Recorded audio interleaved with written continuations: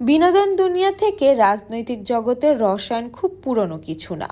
অভিনেতা থেকে সাংসদ আবার রাজনীতিবিদ থেকে শিল্পী বনে যাওয়ার বহু নজির রয়েছে। এদিকে দেশের ব্যাপক পালাবদলের পর থেমে নেই বিভিন্ন অঙ্গনের রদবদল।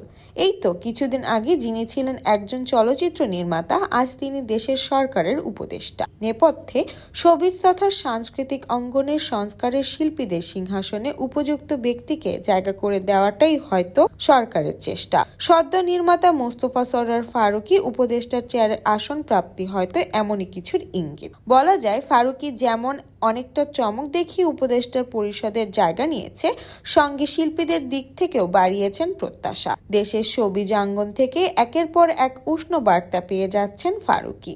বিভিন্ন নাট্য অভিনেতা, চলচ্চিত্র শিল্পী ও পরিচালকেরা ফারুকীর এই নতুন যাত্রার শুভেচ্ছা জানিয়েছে।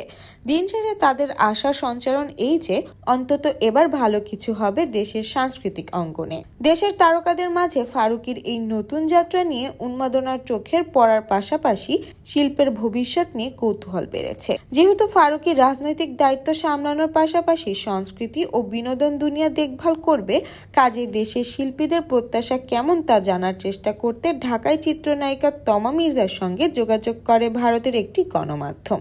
সেখানে উপদেষ্টা ফারুকীর প্রসঙ্গে বেশ আলোচনা করেন তিনি।